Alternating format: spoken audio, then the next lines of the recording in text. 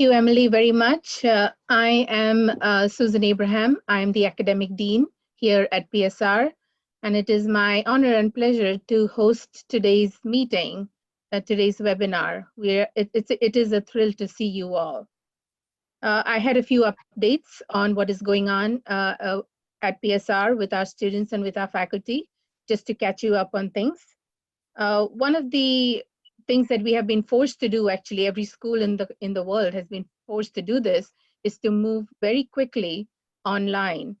And what that has allowed us to do is to actually show us how creative and resilient and generative we ourselves are in such a moment. Our students have stepped up to the plate, as have our faculty. And from what I hear, there have been incredibly generative conversations in the classroom, because this modality provides for a certain kind of intimacy even, and people seem to be really relishing this moment. Of course, because of what is happening, we've had to make other difficult decisions, and one of the most difficult decisions we had to make was to move our graduation online. This has led to deep disappointment for all of us. It is probably the crowning event of the year for us, especially in my office, the Office of Academic Affairs. And to have to move this to a very different way of doing this for the first time was a very difficult decision. But we will find a way to, to share this event widely and to have as many of you be part of it, if you like. One of the other openings that this moment has provided for us also is to show that we can actually do a form of online outreach, especially in a time where our form, PSR's form of spiritually rooted leadership, is more valuable and meaningful than ever. In fact, today's theme kind of coheres very well with how we understand our mission and how we are trying to do the work that God has called us to do. What does it mean to say religion anymore when we cannot be church in the way that our ancestors understood it? What does it mean to be theological when it doesn't mean in the same way that our ancestors, teachers, and our communities have understood it for at least 2,000 years? We want to be able to offer our education widely. We want to be able to speak to as many audiences as possible. So our faculty is pivoting rapidly to reaching out to to groups outside and wanting to provide online education. There will be more details on this forthcoming, but what I can say to you is I am so encouraged by the resilience of this community here and inspired. In that vein, I would like to frame our discussion today. Our discussion will be led by my colleague, Joyce Del Rosario, who is our Director for Community Engaged Learning and faculty member, and also by our President, President David Vasquez Levy, who is in his own right a scholar of the Bible. So there will be reflections coming to you from scholars, scholarly reflections. And for myself, as a Catholic woman who has always sat very uncomfortably with the notion of church. In fact, the most ordinary or common question that has been asked to me is, why do you want to stay? Why stay in a church that doesn't want you? And if it were not for moments like the one that we are experiencing right now, we would have a very narrow view of church. And as I've always said, well, it's not their church. Church, the meaning of it, really is something that comes into being because we are called by God. So the most capacious definition of church has to be captured in this post-resurrection stage of the formation of the church, very much rooted in Judaism, but something that comes into being as the people of God. The most critical idea behind this phrase and behind this theological idea is that it is God who calls the people to be the people of God. So church is not a building. Church is not even an institutional structure. It is something that is called into being, perhaps in every age and in every time, by God. So that is the framing I would like you to leave with. And I invite my colleagues, especially my faculty colleague, Joyce Del Rosario, to speak to the title of her presentation, Making Meaning of This Moment for the Future of the Church. Joyce. Thank you, Dean Abraham, and thank you to all of you today. The question that I've been asked to consider today is, what does it mean to be a church in this moment in history? And as we were in the midst of it, I realized that the most beautiful answers have begun with the most beautiful questions. And so for today, I offer some questions that will hopefully lead us to answers later. President Velasquez Levy has reminded us in the previous webinar that the word apocalypse in Greek can have the meaning to uncover or reveal. We have since come to use the term to mean complete and final destruction or end times. And both are ways in which we can define this particular moment in history for the church as we know it, in the here and now. We sit in the intersection of a revealing and the reality of an end. COVID-19 and the subsequent shelter in place mandate has forced the church to more urgently address already shifting ideologies in our methods of practice, our theological understanding of what it means to be church, and our prophetic call as the church to come. I teach field education class, and I am acutely aware that my current students came to PSR with a very different church in mind than the church that they will graduate into. We are right now shaping them to be in a ministry that does not yet exist. Before COVID-19, the question of transformation was generational.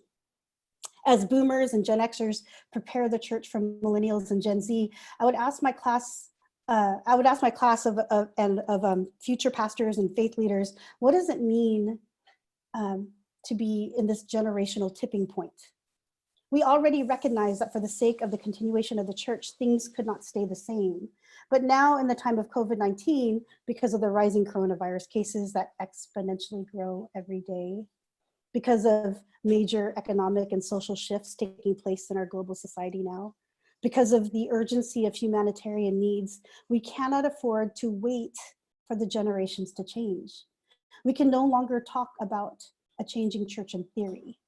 We cannot go back to what was, but it also may be too early in this crisis to plan for what the church could be. So it's in this liminal space that we are ripe with both the death of the church as we know it and the possibility of the rebirth or resurrection of a new church to come. This, my friends, is the moment in which we find ourselves. On a practical level, churches have had to make adjustments. Church leaders have been forced to become televangelists of sorts, having to figure out how to transmit fellowship and community and worship and divine presence over technology that feels distant and disembodied. Churches have wrestled with the best ways to pass the peace and unify the choir and serve the Eucharist. I attend a mostly African-American church, and I noticed that the pastor had to switch his call and response from turn to your neighbor and say to chat someone amen. It's an adjustment for sure. Churches have Zoomed and YouTubed and Facebook lived their way into people's homes. And churches have had to consider how to make these online services accessible for those without internet access or for older members who may not be able to navigate the platforms as easily. These practical adjustments have forced churches and church leaders to examine in an urgent way what is essential to the life of the church. Is it that the elements are broken and shared from the same source together, or can we use crackers and coffee from home? Is it that we are physically gathered together, or is Zoom sufficient community? And whatever we decide is essential now, Will those be essential once the crisis subsides? Said differently, what really matters to the church? And does church really matter? Millennials and Gen Zs have already been asking these questions, but shelter in place has now brought those questions to the immediate forefront. In religious sociology, millennials and Gen Zs have been marked as the nones and dones, the N-O-N-E-S and dones, meaning they are no longer religious or they never practice religion because they did not find anything in the institutional church worth committing to. But that does not mean they aren't spiritual. In this time of physical distancing, we long for something greater to meet the fragility of our humanity. What needs to be put to death in the church, and what is our opportunity for rebirth or resurrection? Indeed, we are in an apocalyptic moment. Millennials, and even more so Gen Zs, care about what we do with social justice. How are we as a church addressing the needs to our vulnerable neighbors who do not have masks, or who have to work exposed to the virus, or are incarcerated in close proximity, or do not have homes to shelter in place? Kaiser Health News just reported the exacerbated crisis that many Black and Brown neighborhoods face as the economic and racial disparities impact their exposure in disproportionately high death rates. We, the church, have always been called to serve the poor, the oppressed, and the vulnerable, but today the crisis calls for an even greater effort on our part, and maybe even at our own cost. What is being revealed in this moment? This leads me to the theological concerns of what it means to be church in this time in history. The irony of physically distancing to save lives is now more than ever ironic because people need physical presence. I have never savored the idea of a hug so much as I have in this point in time. But theologically, physicality is the very nature of the incarnation. Who is Jesus when not incarnational? And who is the church without being that incarnational presence today? In this time of physical distancing, does our definition of the incarnation need to change? Can the incarnation be zoomed? There are many other theological questions in this moment, but our need to physically distance is an essential question for a community that has long depended on gathering with one another for identity and purpose and encouragement. And this leads me to the question of what is the prophetic call for the church in this moment? I've struggled to ask my field ed students what their vocational call is right now, because we truly do not know what the church will look like after this crisis has subsided. In fact, we don't even know what we will look like after this crisis has subsided. Sheltering in place has forced many of us to face our core beings in such a profound and potentially painful way, because many of our coping or covering up devices are no longer available. I think this is also true for the church at large. We can no longer hide behind the certain things that in the ways that we've always done them. We are now looking at ourselves and asking the question, what is essential? This question strips away any pretense, any superfluous action, any empty gesture, or thinly worn theology. The essentialized church is one that can speak to the present and imagine the future. So what do we need to jettison out of our budgets in order to meet the needs of people who are longing for belonging and dignity? My gut instinct is that the prophetic church today will look a lot like ethnically dominant churches. I grew up in a Filipino-American church myself. And it's because these churches understand resilience. These are churches with grit. Ethnically dominant churches have had to survive as individuals and as a community at large. They understand how to appropriate resources wisely, how to make a lot with very little, how to survive crisis, and more importantly, how to depend on one another as if lives depended on it, because they do. May we as a church learn from this moment in time and live into a prophetic rebirth that will stand many more times like this to come. Lastly, to look back at the early church, the Greek word we use to mean church is ekklesia. It was an assembly or a gathering of people. Our New Testament professor, Dr. Sharon Jacobs, informed me that in Greco-Roman times, ecclesia was tied to citizenship. But when they used it to mean church, the meaning extended to women and slaves, people not counted as full citizenship, as full citizens. The imagination of what it meant to gather was expanded beyond the social structure to include more people and extend inclusion to people on the margins. In our apocalyptic moment for the church, in the middle of Holy Week, in the remembrance of the life, death, and resurrection of Jesus Christ, and in the urgent and imminent questions of who we are as a church in this moment in history, we will need to have some kind of ecclesia imagination. We cannot be bound by the constructs of our circumstances. We must allow ourselves to let go of what we once knew and grieve the losses and breathe in the hope and imagination of rebirth for the days to come. Thanks.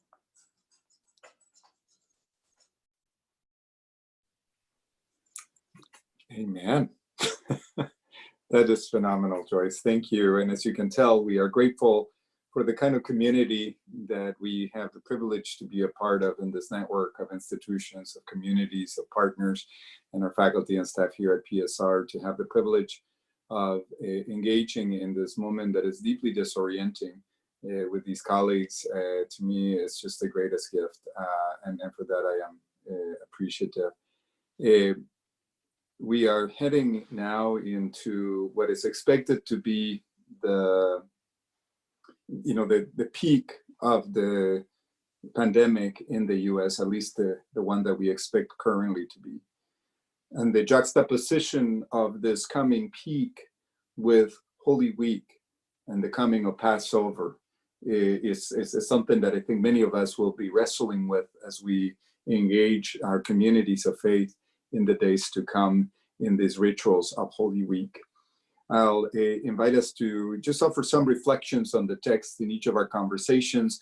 We have been trying to look at the lectionary text. Many of you may or may not use the lectionary, but certainly for this Sunday, many of us will be focusing on the stories of resurrection together.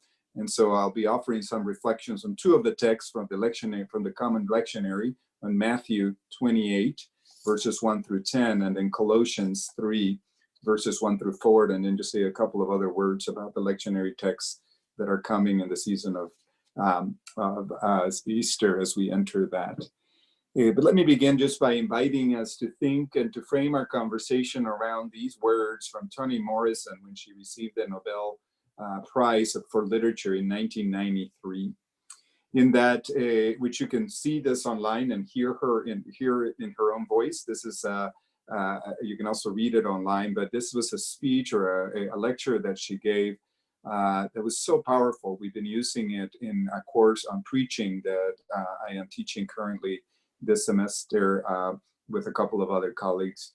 She begins by inviting us to make up a story for our sake and yours, to tell us what the world has been to you in the dark places and in the light. Don't tell us what to believe, what to fear. Show us belief's wide skirt and the stitch that unravels fear's call.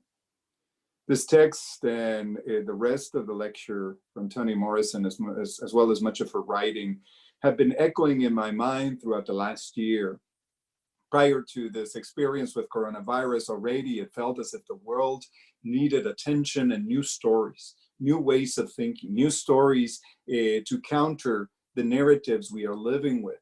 Narratives of fear, narratives that tell us that our only well-being and the best is for us to center our experience and to make America first.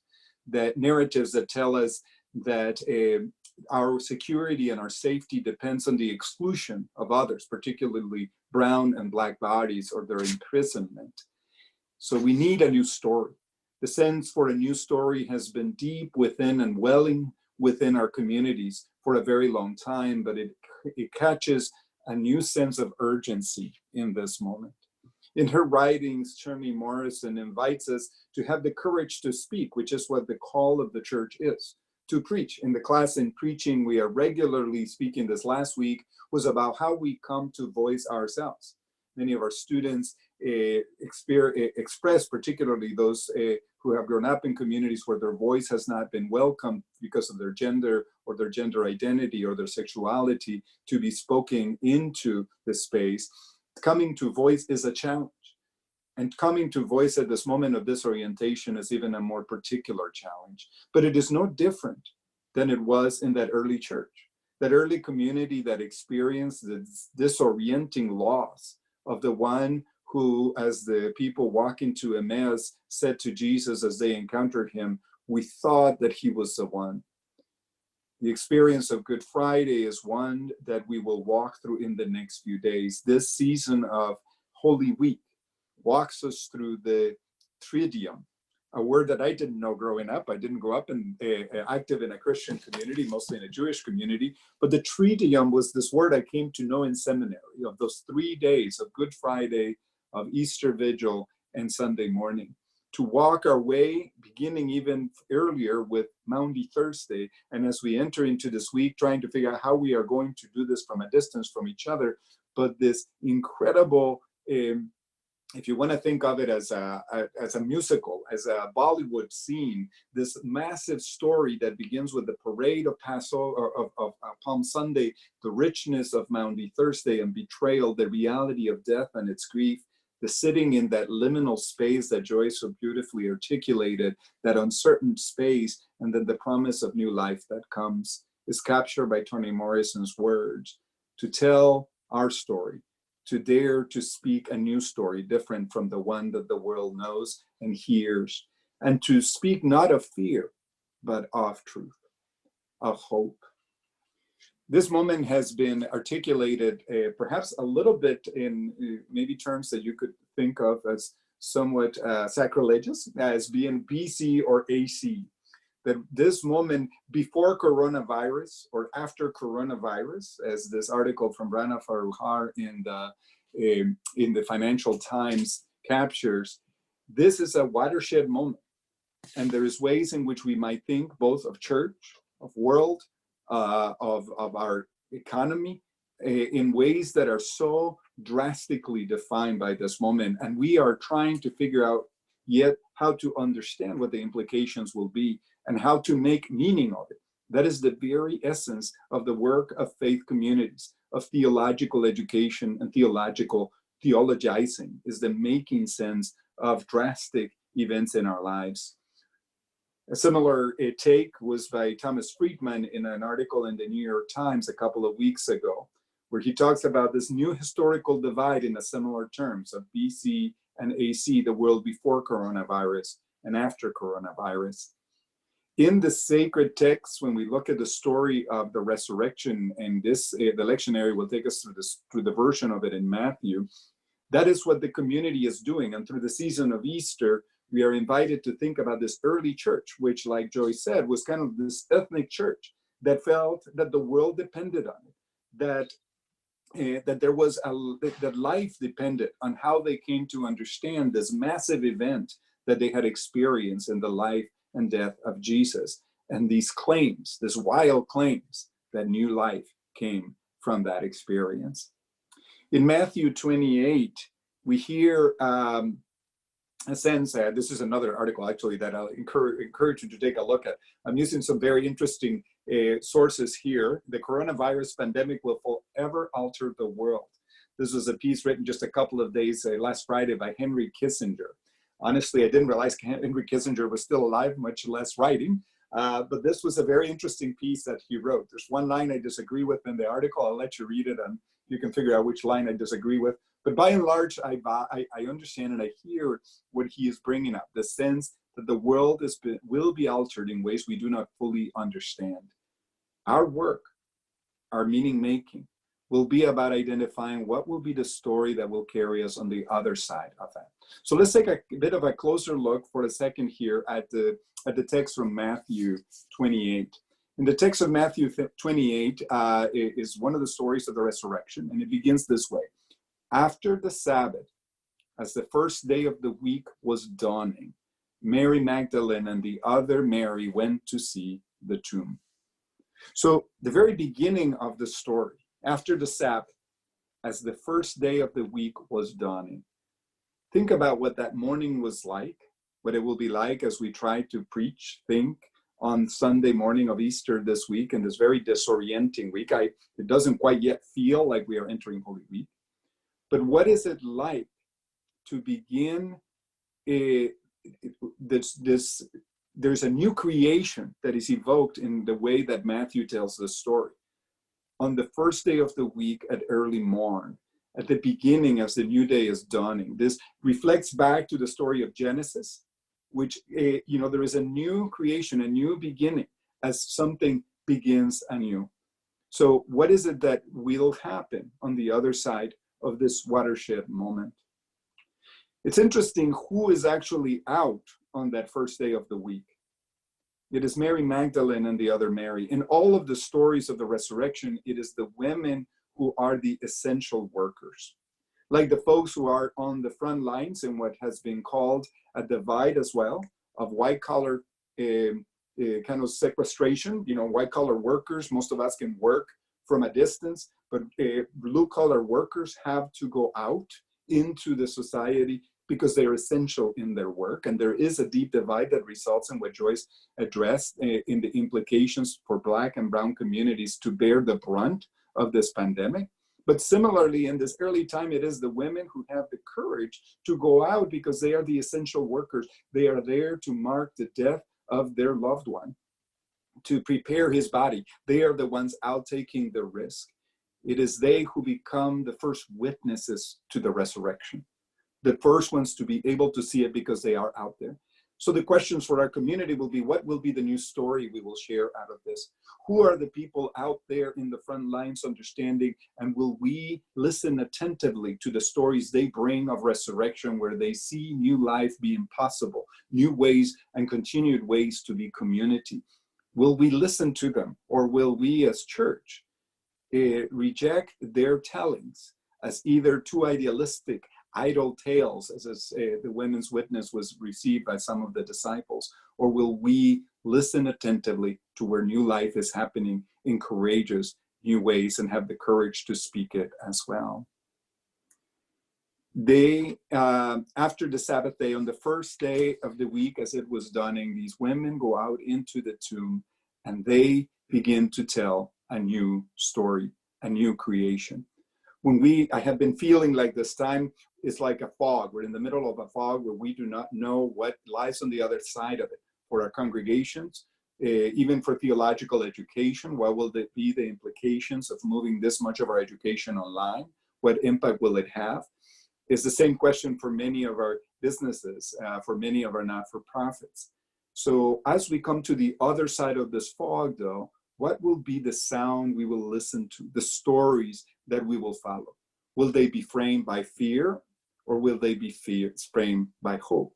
It is interesting in the remainder of this story, as the women encounter Jesus and the angels, in all of the various versions of it in the Gospels, the constant message is, do not be afraid. How will we speak a word of do not fear in the middle of a time that is framed by fear? Fear of our very neighbors, fear of the uncertainty and the unknown. How can we allow ourselves to listen to a story? When they leave the tomb, we are told in the Gospel of Matthew, so they left the tomb quickly with fear and great joy. Even though they have been told repeatedly not to be afraid, they still carry fear, and we cannot help but do that. We will come out of this situation with a lot of uncertainty in our gut. So it's not so much about denying that reality of death and fear, but it's allowing ourselves to sit with it, but also to leave from the tomb with fear and great joy. Will we be able to name that as well as part of the story in this watershed moment? Let me just say a few more words about the text from Colossians before we turn to a conversation with each other. And I do remind you and encourage you to put questions and comments on the chats as we have our discussion. The second reading is from Colossians 3, verses 1 through 4. And I'll just read the text because it's brief enough. So if you have been raised with Christ, seek the things that are above, where Christ, seated at the right hand of God. Set your minds on things that are above, not on things that are on earth. For you have died, and your life is hidden with Christ in God. When Christ, who is your life, is revealed, then you also will be revealed with him in glory. This is a rather churchy text, one that would be easy to dismiss and certainly avoid preaching on altogether because it has all these weird language words to them. It has a sense of this world that is either black or white, to leave the things that are for the things that are above.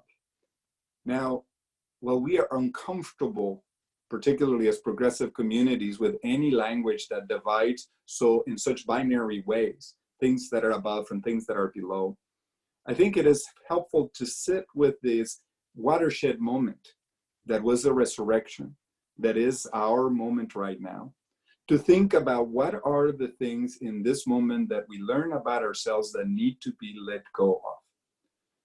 We have had to give up a lot of things during this time. Our shopping has dropped significantly in a way that is becoming problematic for the way we think of our economic system. But what of that letting go, of that shedding of certain things in our lives, is actually something we want to leave behind on the other side of this watershed moment? And what is it that we will pick up? What are we learning in this time of being church in new ways, being faith community in new ways, that we want to carry into this new time? The text invites this language at the end that Joyce mentioned. When Christ, who is your life, is revealed, then you also will be revealed with him in glory. This apocalyptic moment is revealing many cracks, pulling the curtain on the challenges that our economic system, our health system, and other places are being revealed as broken. But what else is being revealed and uncovered is part of what we must be attentive to in this moment of resurrection. How will we sit on that Good Friday, on that Holy Saturday, on that in-between space, with hope and attention to what might be arising anew? So I invite you to think about that with your communities, for those of you who might be preaching on Sunday. What do I want to leave behind that I've given up in this time of isolation? And what have I learned out of this moment that I may want to carry over into the new time? What is being revealed to us in this story?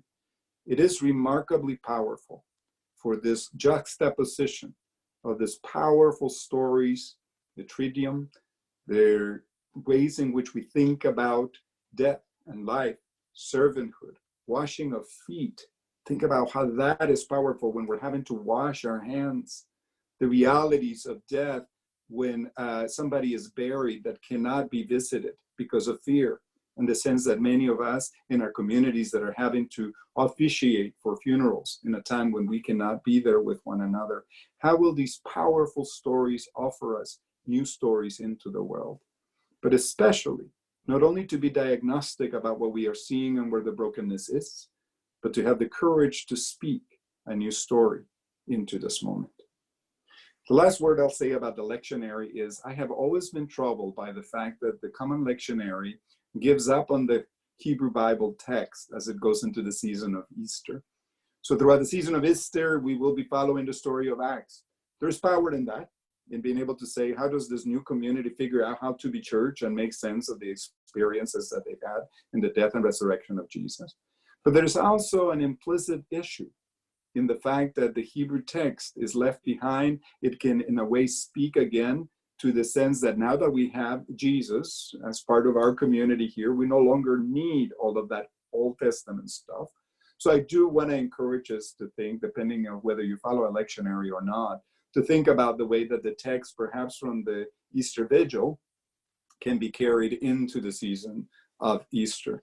Because the question for us in a new life will be always this negotiation of what is it that we carry of the foundations of our community, of our faith, of our rootedness, as we enter into a new reality, and what is it that we must let go of. So thank you for the opportunity to engage in some reflection on these texts. Thank you, Professor Del Rosario and President Vasquez-Levy. I'm inspired to share with you one of my favorite paintings that when I taught theology, seems like a long time ago, but I use it very productively with students because it allows us to enter into a meditative reflection on what has been a powerful shaping idea for our time.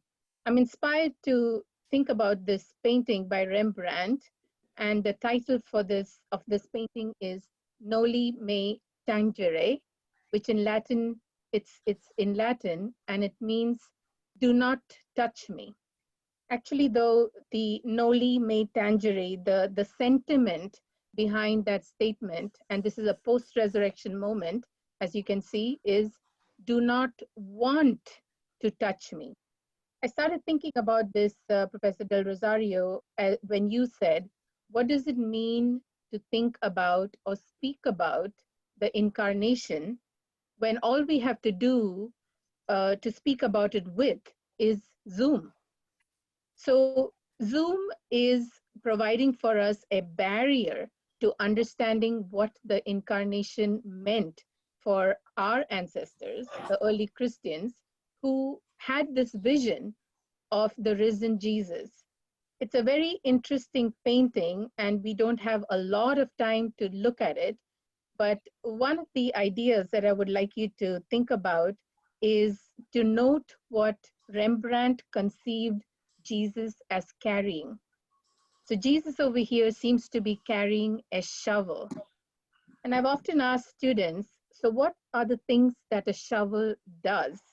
And of course, in the story and in Rembrandt's understanding, this seems to Mary Magdalene to be the gardener.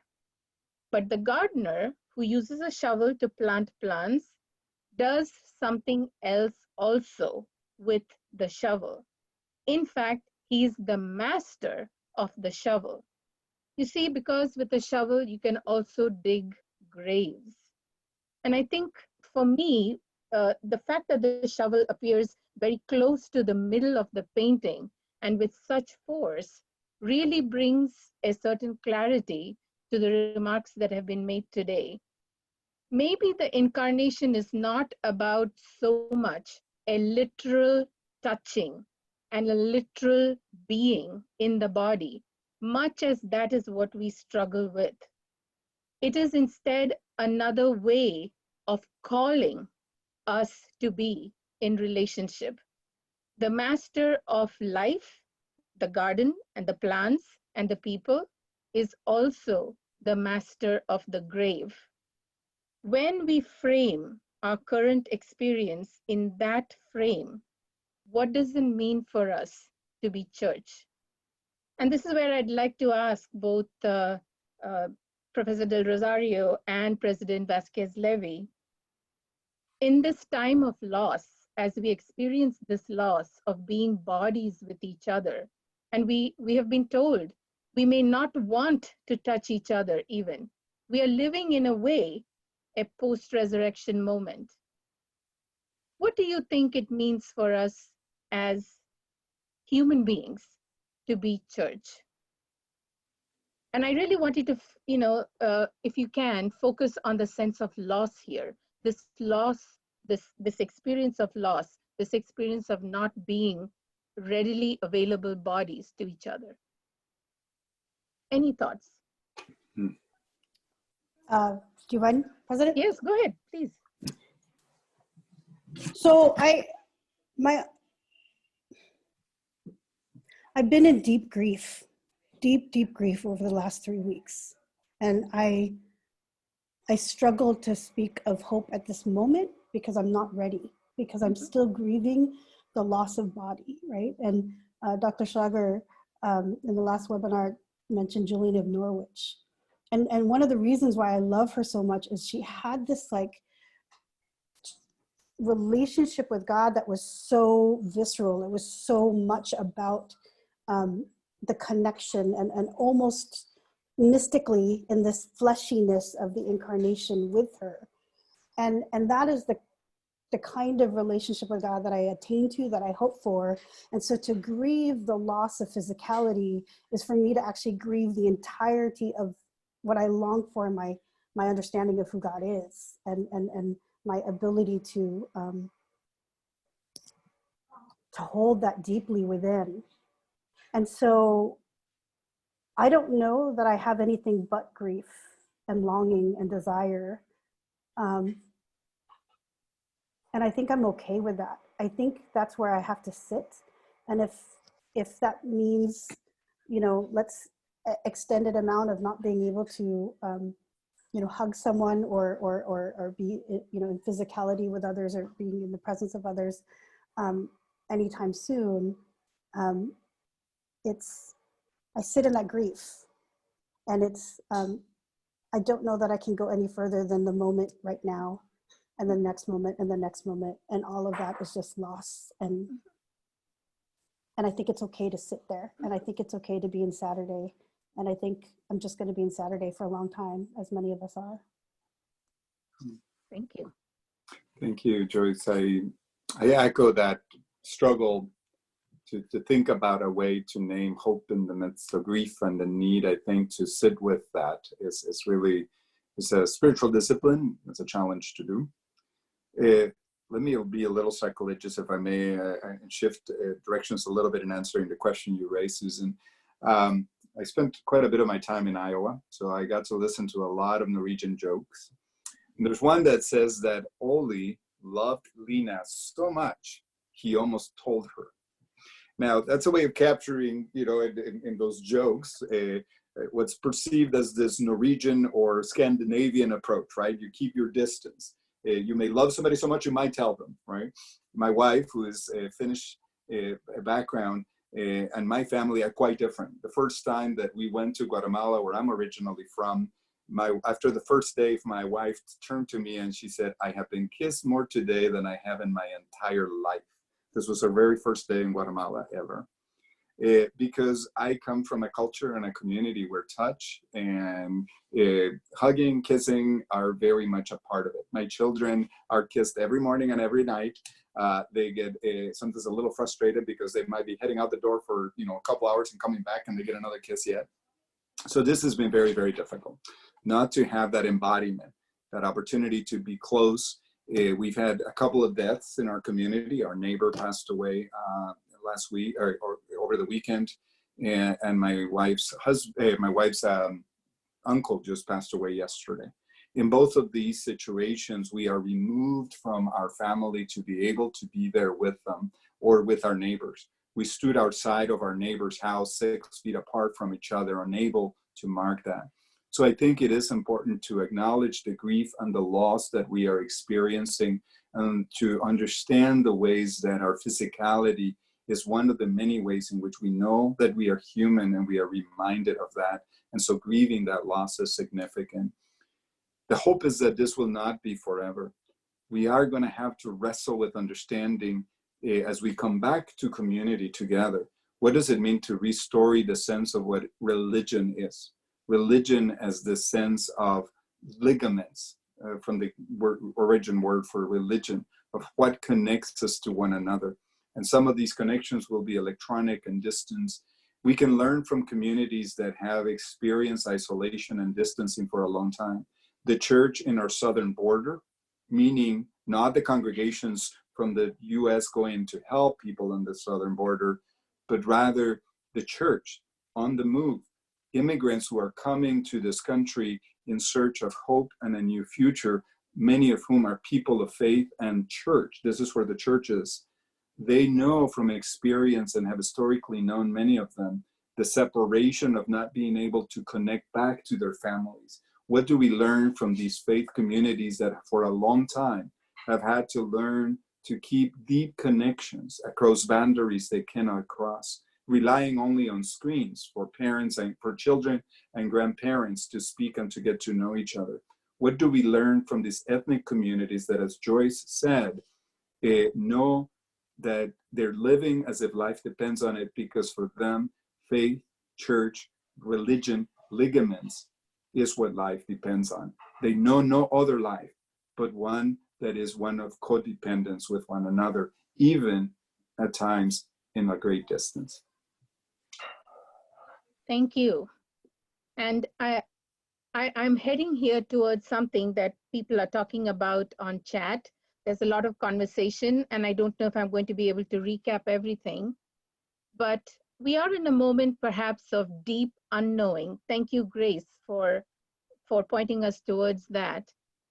Perhaps when we are in communities where we are safe with each other, where we can be present with each other in bodies, in a community, perhaps that's not that, how to say, it's a place of privilege, maybe. The early Christians were terrified when Jesus appeared after the resurrection, and when he clearly told them, "You may not touch me. I have yet to ascend, and I will leave you." That emptiness, that unknowing, that letting go frames the idea of church. Church, in that view, in that mystical view, perhaps is not that much about present bodies, but it's probably more about absent ones. And I was trying to get us to that place because right now, I think the wellsprings of our hope is not so much the usual politics, the usual theology, the usual grammars that we are used to. Perhaps we are being invited to a very new moment, a moment really of deep faith. Now, this is the problem with faith, right? You have to have faith even when the physical presence of the thing that you want, the thing that you love, the thing that you desire, and the thing that you believe in tells you, no, do not want to touch me. I will leave. And will you still have faith? Will you still be church? Will you still do what has been asked of you to do? So for me, what I hear in both of the reflections today and in the many comments that are scrolling here is not cheap hope. It's not the idea, oh, this will all pass and we'll all return to normal. As we have seen, again, from our conversation today, we have been paying a tremendous and terrible price for normal. We are invited into a not normal time. And isn't that a definition of the resurrection? Has anyone been able to scientifically explain what the resurrection is? Only people of faith do that. And faith necessarily challenges us to look beyond ourselves, our bodies, our way of being. And if that is the case, aren't we all getting really rather ready for a resurrection world? We have truly entered the adulthood of Christianity. And that is our hope. That this has been a moment of learning for us. And we are entering not as children wanting magic and wanting, pats on the back, but as people who dare to believe even when it is not standing in front of us. We dare to love when we are not with each other. We dare to want to be with each other when we cannot. That is the meaning of faith. And that is a post-resurrection Christian. That is an adult Christian. Well, I would like to open this up to you all. We have a few minutes. If you have questions, please type them in and I will be happy to read them out. And maybe the presenters can answer or one of us can answer. I see Professor Johnson is very active today. So Professor Johnson, please feel free to answer or ask a question. And I think you are able to unmute yourself as well if you'd rather voice your question or comment instead of doing it in the chat at this point. And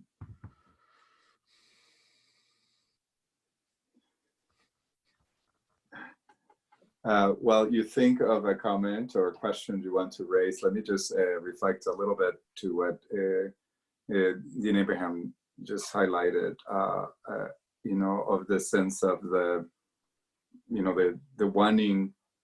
not wanting to touch, the need to be able to enter into a different understanding, mature sense of what it means to be a person of faith and understanding ourselves differently in the world.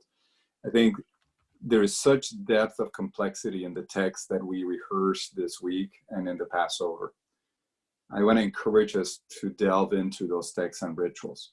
What does it mean to do the stripping of the altar on a Maundy Thursday at a time of this level of grief, to see that loss of what's being stripped?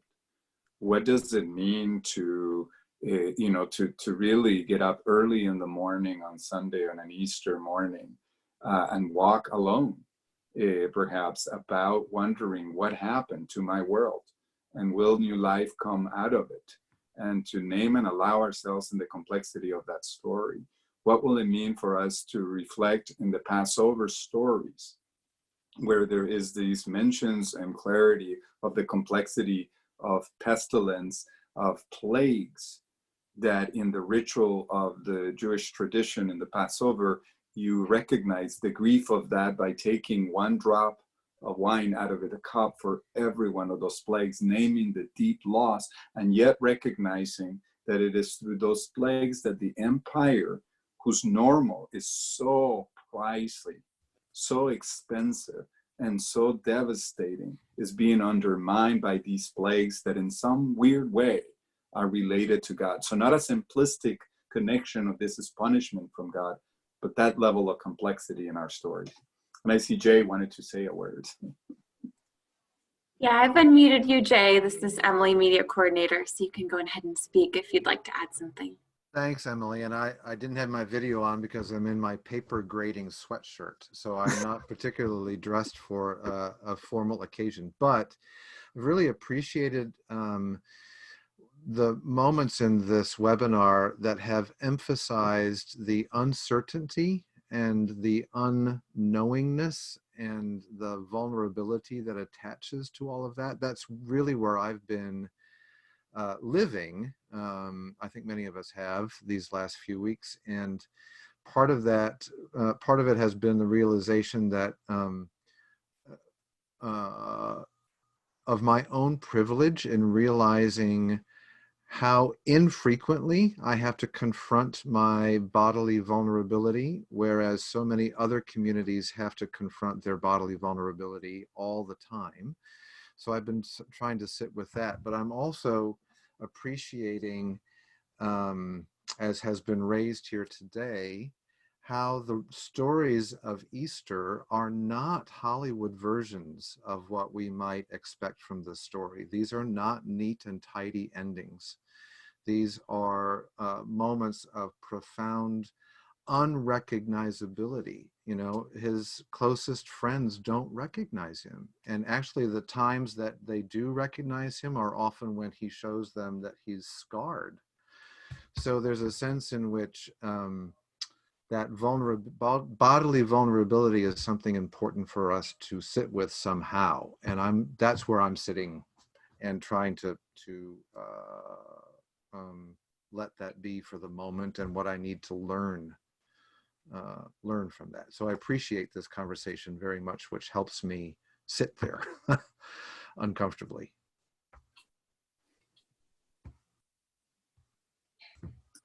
Thank you, Jay. That's very, very powerful.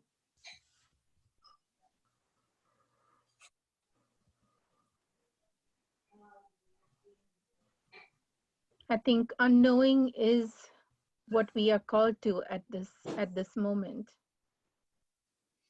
And what that means, of course, by definition is it's mystery. This is for me, again, as a Catholic woman, the meaning of church. It has to be deep mystery. Not mystery as mysterious, like something that, that has a secret, not that way, but that its depth, its texture is not knowable in human ways alone. It has another dimension. And in this moment and in this space, that other dimension is what is calling out to us. This is the hope I think I would like to leave you with. not the hope that, again, as I said earlier, that everything will be fine, but this hope, the hope that another dimension really saturates our living and being in this world. And that is what this apocalypse has revealed. There is a depth to our life. There is a vulnerability that is so deep in human life that we've forgotten to look at it until it made us look at it. And because it's life, we can still live. That's the hope. We're almost out of time. I would love to hear from most of you, as will our presenters. Does anybody want to have the last word? Professor Del Rosario or the president? I don't know if it'll be the last word, but let me just share a quick word. I wanted to share at the end here this is a poem by Judy Brown from her book, A Leader's Guide to Reflective Practice.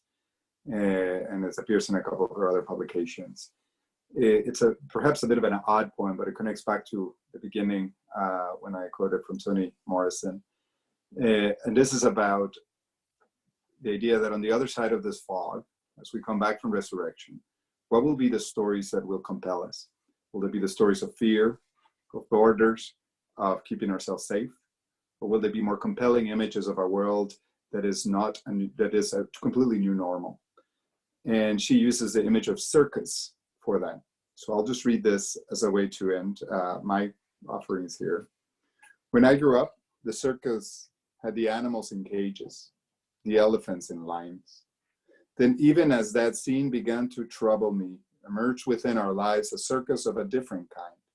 No animals at all, but humans with trapeze, trampolines, and bicycles. Instead of ropes and whips, there were long flowing sheets of ruby-colored silk from which the acrobats could swing. What saved the animals? Was it our seeing what we'd done to them and feeling bad? Or was it that the beauty of a new way of doing circus, so entirely new, swept us away and saved us from ourselves and saved the elephants and tigers too? May we tell a new story. Thank you, everybody. God bless. Have a beautiful, holy, and wonderful 3 days of prayer. Thank you.